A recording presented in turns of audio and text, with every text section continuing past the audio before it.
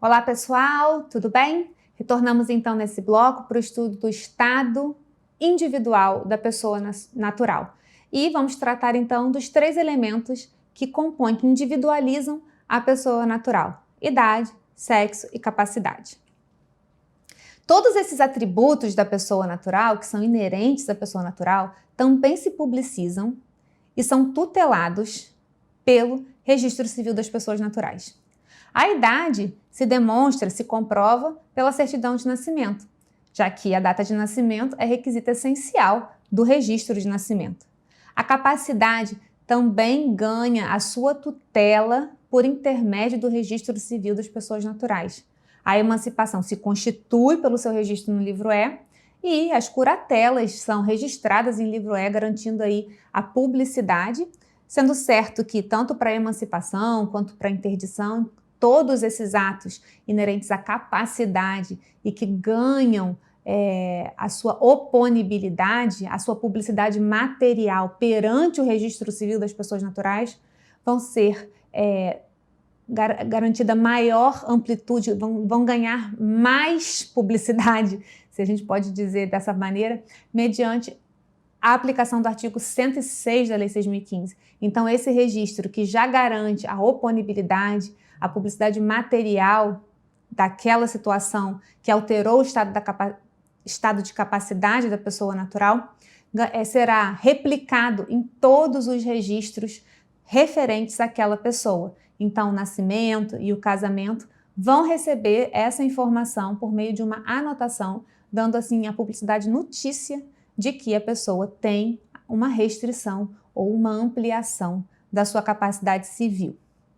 E o sexo? O sexo é um dos elementos inerentes, dos atributos inerentes à pessoa natural e que, nos últimos anos, sofreu grandes alterações. E essas alterações foram recepcionadas e tuteladas e viabilizadas para o cidadão a partir do RCPN.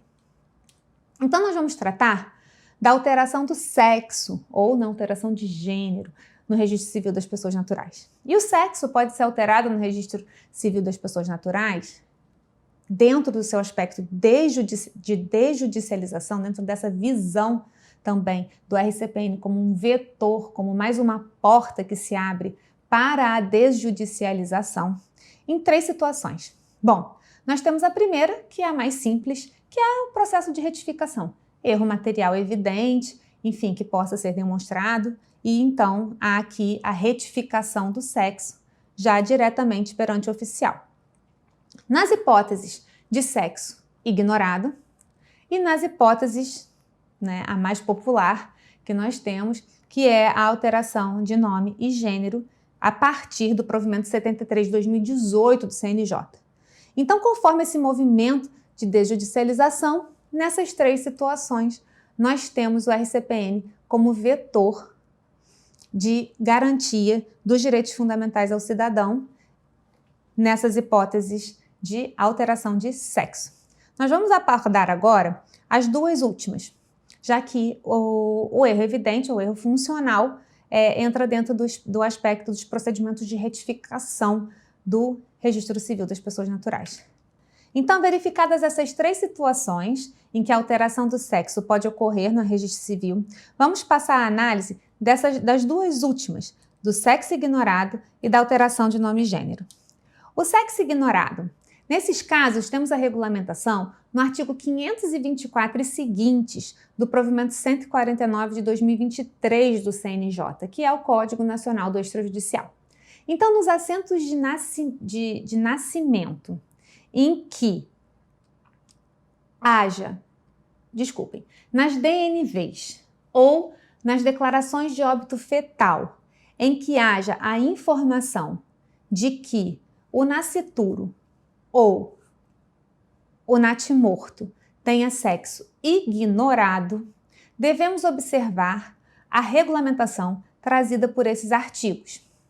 Então, como acontecerá o registro nessas hipóteses? Bom, Trazendo a DNV ou a DO de óbito fetal a informação de que há sexo ignorado, o registro será realizado em estrita conformidade com os termos da DNV e da DO.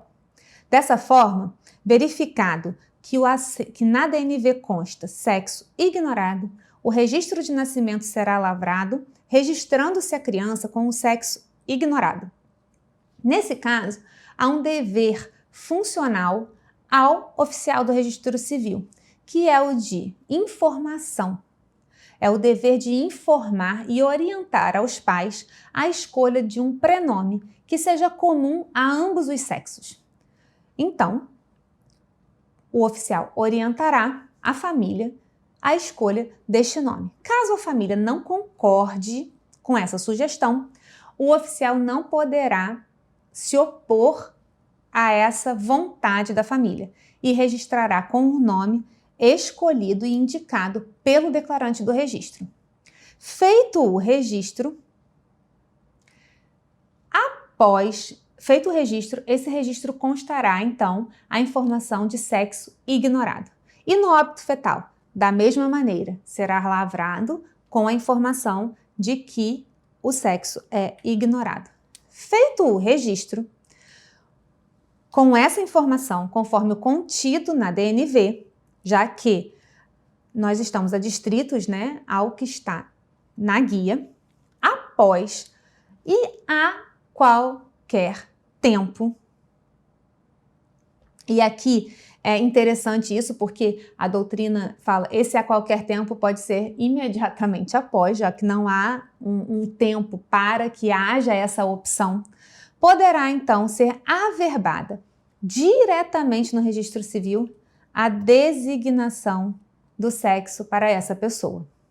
Então, essa designação, ela poderá ser feita a qualquer tempo,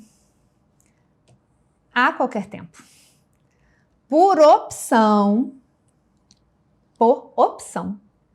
independente de autorização judicial ou de comprovação de designação sexual, ou tratamento hormonal, ou de laudo médico, ou de laudo psicológico, enfim, ela será feita por opção a qualquer tempo e independentemente de autorização judicial.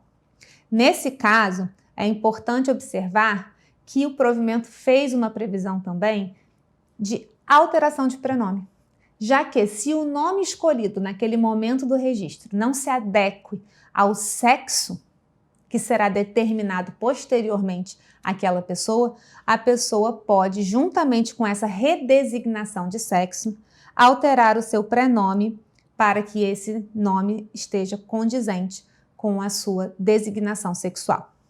A pessoa optante, quem é que pode fazer essa opção? Tanto o próprio, como também a pessoa representada ou assistida pelo pai ou pela mãe.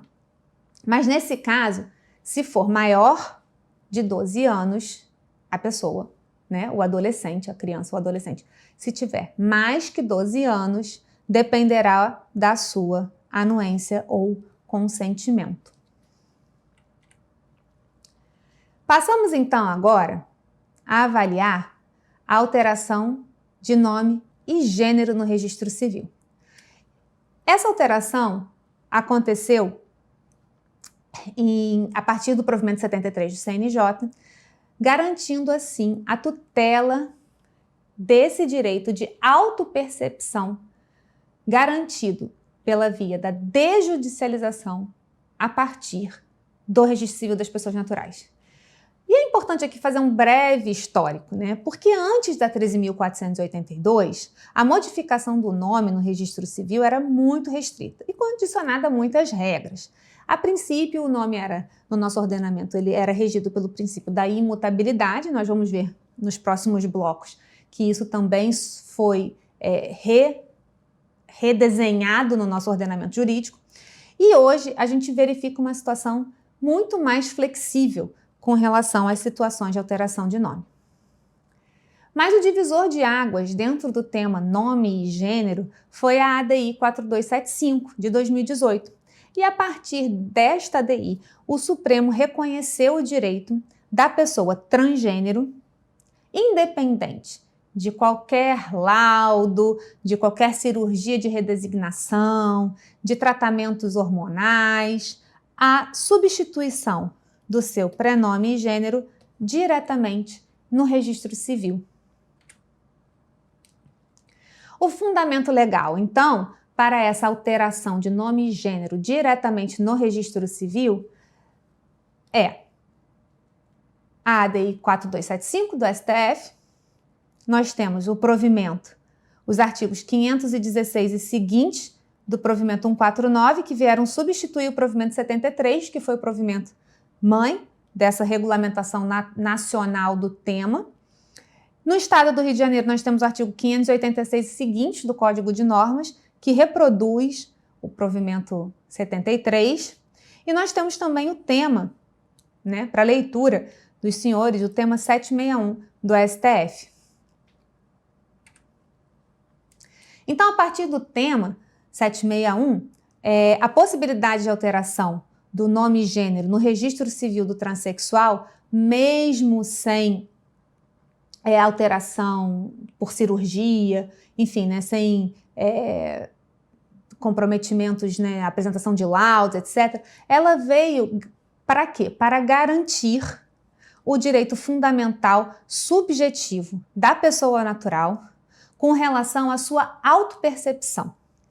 Então, essa alteração vai ser averbada à margem do assento de nascimento da pessoa, e essa averbação, ela tem caráter sigiloso.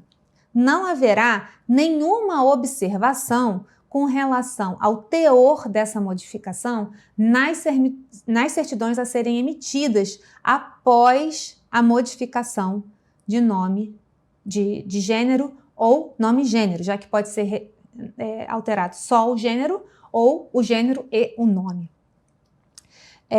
A inteiro teor, então, nesses casos, fica sujeita a um regime restritivo de emissão. E é importante observarmos que, para esse caso, apenas o próprio ou por determinação judicial poderá ser concedido a certidão inteiro teor do assento. E há aqui também, então, toda essa tutela com a vedação, inclusive, de que conste nessa verbação qualquer inclusão de termos como transgênero. Então, faz essa modificação para constar que a pessoa daquele registro passou ao sexo gênero masculino e que alterou o seu prenome para o nome que, pela sua autopercepção, né, que ela quis se apor, lhe cai, lhe expressa de forma plena, em sua plenitude, o seu direito fundamental. Então, o CNJ padronizou esse procedimento e vamos analisar alguns requisitos que no registro civil não podemos nos esquecer. Então, quem pode requerer alteração de nome e gênero no registro civil das pessoas naturais? A própria pessoa. Ponto final. Mais ninguém. E quais são os requisitos? Maior de 18 anos, habilitada aos atos da vida civil e, por ser ato personalíssimo, apenas ela sendo vedada para alteração de nome e gênero, representação por procurador. A exigência de comparecimento pessoal, e pessoal aqui não é pessoal físico perante o RCPN detentor do acervo. É pessoal, pode ser por intermédio, inclusive, né, da CRC Nacional, pode ser pelas regulamentações nos estados que houverem, né, da videoconferência, enfim, desde que seja perante o registrador civil, a própria pessoa. E o requerimento? Bom, o provimento ele traz um modelo do requerimento e de todos os elementos que devem conter nesse requerimento. Esse é o modelo do requerimento que está anexo ao provimento 73 do CNJ. E o que temos, então, que não podemos esquecer: o objeto desse procedimento extrajudicial é apenas e exclusivamente alteração de prenome e gênero, de maneira que, em absolutamente nenhuma hipótese, neste tipo de procedimento poderá ser alterado o sobrenome, podendo, todavia, haver a adequação do nome nas hipóteses em que a pessoa tiver agnome. Então, o Júnior, o Neto, ele pode retirar o agnome no momento em que ele altera o seu prenome, já que não haverá mais aquela coincidência com a sua linha ascendente. Não pode gerar esse nome. Qual o impedimento que nós temos? O nome escolhido pela pessoa não pode gerar confusão com outro membro da família, não compreende a alteração de sobrenome, como acabamos de falar, e ela possibilita o quê? A alteração desse nome e o gênero. Qual é a função disso? É viabilizar o princípio da autodeterminação do indivíduo. Então, por opção, por autodeterminação, por proteção ao direito da personalidade, é possível realizar essa averbação. E quem garante, quem tutela, quem assegura esse direito ao cidadão é o Registro Civil das Pessoas Naturais. E o gênero neutro e não binário, como ficam? Nesse caso, nós temos uma situação diferente, já que não há nas normativas autorização para que o registrador civil inclua opção de gênero diferente no masculino e feminino. Então, o gênero neutro e o não binário não estão abarcados pela normativa que permite a desjudicialização do procedimento de alteração de nome e gênero no RCPN, diretamente na RCPN. Todavia, a ordem judicial adentrará o registro. E os documentos? Quais são os documentos necessários para que a pessoa habilite o seu procedimento de alteração de nome e gênero? Bem, no ato do requerimento, a pessoa deve apresentar aquele rol extenso de documentos previstos no artigo 518, parágrafo 6º do provimento. Então, abram o código, abram lá o Código Nacional, o provimento, o artigo 518, e haverá lá inúmeras alíneas e incisos com o rol dos documentos necessários para que seja processado e autuado o procedimento pela via extrajudicial. E é importante observar que apontamentos positivos, por exemplo, a existência de processos, um apontamento de um processo judicial, não impede a realização do ato pela via extrajudicial. Mas a não apresentação da documentação, a falta de qualquer daqueles elementos, daqueles documentos, esta sim impede a alteração. Então, se a parte se recusar, não apresentar, é vedado ao oficial proceder à alteração solicitada. E a competência? Quem é o RCPN competente para processar? Bom, nós temos que observar aqui, nós temos duas competências. A competência para averbação, que é aquele ato de registro em sentido amplo, não registro em sentido estrito, que visa promover efetivamente a alteração do registro civil e vai ser realizada à margem do registro originário, é do RCPN detentor do registro. Todavia, a autuação e o processamento deste pedido pode ser realizado em qualquer RCPN do Brasil. Basta procurar um registro civil de pessoas naturais e solicitar a autuação do procedimento. Este RCPN processará essa documentação, qualificará o pedido, colherá por suas impressões pessoais, pessoalmente, a declaração da pessoa que necessariamente deve comparecer presencialmente perante o registrador civil para o ato e encaminhará pela plataforma para o RCPN competente para a averbação do ato. Então, via CRC, encaminha o procedimento e pela nossa capilaridade, a nossa malha existente hoje do registro civil, a averbação será concluída e a certidão será devolvida, então, ao cartório processante, chegando às mãos do usuário de maneira rápida, célere e segura.